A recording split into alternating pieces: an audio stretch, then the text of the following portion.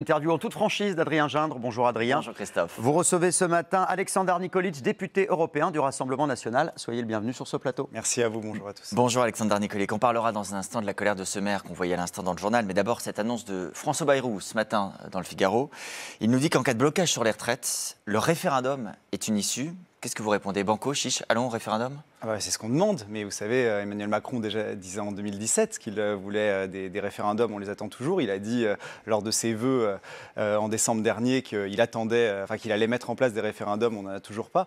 En réalité, M. Bayrou, je pense, essaie de gagner du temps. J'espère qu'il ira jusqu'au bout, on a envie de lui faire confiance. Mais vous savez, Clémenceau disait, quand on veut enterrer un problème, on crée une commission. De Gaulle disait que ce n'est pas en créant des comités Théodule ou Gustave qu'on règle un problème, c'est en ayant une vision ou en consultant les Français. Mais en faisant un référendum, on réglerait le problème? Là il avait créé ce conclave sur les retraites pour gagner du temps. De toute évidence, à un moment, on ne peut pas mettre tout le monde d'accord et donc ça ne marche pas. Donc demandons aux Français, effectivement, de se positionner avec un vrai débat sur les conséquences de la réforme des retraites. Hier, le syndicat Force ouvrière a déjà claqué la porte justement des discussions de ce fameux conclave. Il dénonce une mascarade. Ils ont eu raison de partir. Pour vous, il n'y a pas de discussion possible? C'est ce que je vous dis. En fait, ça ne peut pas marcher en fait, quand vous avez des positions aussi divergentes. C'est condamné d'avance. Évidemment. Et c'est ce qu'on avait dit d'ailleurs au moment où il avait annoncé à la fois des commissions, des conclaves sur beaucoup de sujets. Il faut à un moment soit déterminer une vision, soit consulter les Français. C'est comme ça que normalement on fait de la politique. C'est par cette vision-là où justement quand on pense que c'est un sujet qui peut faire débat dans l'opinion publique et où c'est important pour les orientations du pays de consulter les Français.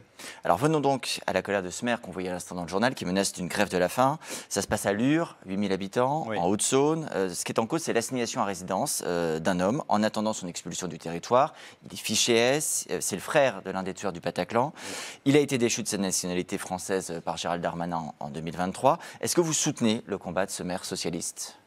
On soutient surtout le fait que quand on a une OQTF, on doit être expulsé. Et on souligne encore une fois notre faiblesse dans les rapports de force avec les pays d'origine. C'est ce qui fait que... Parce que là, en l'occurrence, et l'Algérie et le Maroc ont refusé de délivrer des laissez-passer parce qu'il avait un père et un mère. Malgré une augmentation du nombre de visas accordés, par exemple, puisque dans le rapport de force, systématiquement, pour essayer d'obtenir plus d'OQTF exécutés, on accorde toujours plus. Par exemple, avec l'Algérie, on a augmenté de 19% les visas à 250 000. Mais vous avez le alors sentiment qu'on a que des le rapport leviers. De force, Aleksandar Nikolic, fonctionne. François Bayrou, cette semaine, a dit on va réexaminer les accords. Hier, l'Algérie a répondu nous rejetons catégoriquement les ultimatums et les menaces. On n'a pas avancé d'un pouce, en l'occurrence. Je pense que le temps de la réflexion, il est révolu. Je veux dire, on est face à un pays, un gouvernement qui a des déclarations hostiles régulièrement envers notre pays. Le gouvernement algérien en l'occurrence. Et nous, on ne met pas une pression réelle sur, par exemple, les transferts d'argent. On pourrait taxer beaucoup plus les transferts d'argent qui représentent une part importante du PIB algérien. On pourrait arrêter ou menacer l'aide de développement. Et je parlais de l'augmentation du nombre de visas, mais changeons le rapport de force. Faisons en sorte et disons non, il n'y aura plus de visas tant que vous ne reprenez pas les allons au bout de la logique. Si on fait tout ce que vous dites, si on va au bout des sanctions... Ce cas, il est symbolique à lui. Oui, mais précisément... Parce que vous dites, il est le frère de l'un des tueurs du Bataclan. Mais lui-même était membre de l'État islamique. Il a été condamné à 9 ans, il a été relâché au bout de 6 ans. Vous dites qu'il est assigné à résidence. Il était d'abord dans un CRA, et ensuite il a été libéré et il est mis... C'est pour ça que je vous pose la question. Allons au bout de la logique. Si on fait ce que vous dites, si on va jusqu'à même rompre les relations avec l'Algérie, par quel miracle ils reprendront leurs ressortissants? C'est-à-dire qu'en fait, on assumera de dire, on rompt avec l'Algérie et on n'aura plus aucune possibilité demain que l'Algérie accepte de reprendre ces individus sous OQTF. Mais en fait, quand je dis qu'il faut changer le rapport de force, moi je suis convaincu que l'Algérie cédera. En fait, eux pensent convaincu, c'est un espoir. Mais non, ce n'est pas un espoir. Aujourd'hui, ça ne marche pas. Je vous disais, pour péniblement monter à 9% d'exécution des OQTF, et même pas ceux qui sont considérés les plus dangereux, comme on le demandait, on a augmenté considérablement les visas. Mais si ça ne marche pas, l'Algérie cédera. Mais si ça ne marche pas, vous en faites quoi des OQTF? Mais ça marchera. Regardez, c'est un peu la méthode Coué, ça.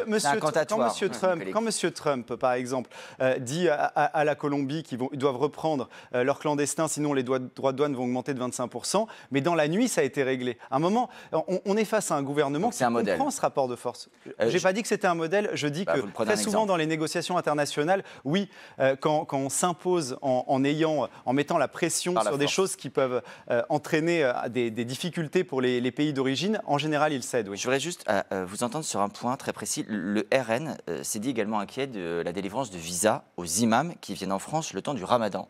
Bruno Retailleau a répondu, il dit ils viennent et ils repartent à l'issue du Ramadan. Où est le problème alors ?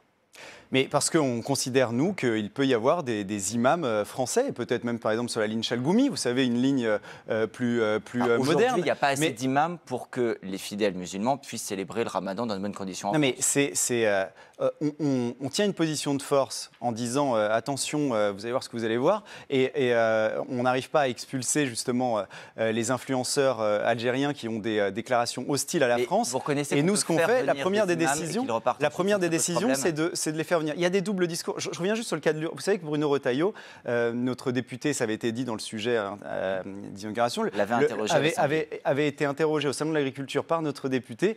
Monsieur Retailleau a dit c'est réglé dans la journée. Non, c'était un mensonge encore une fois. Et en fait, il y a toujours ce double discours. Ça n'a pas été réglé. Et il y a toujours ce double discours. Et là, en l'occurrence, la première des décisions, parce qu'ils disent, le gouvernement dit qu'il va y avoir un moment de réflexion sur les accords par rapport à l'Algérie, par exemple, ou autre. La première des décisions très concrètes, c'est d'accueillir des imams algériens. Merci beaucoup Adrien Jeanne, merci Alexandre Nikolic pour cette interview.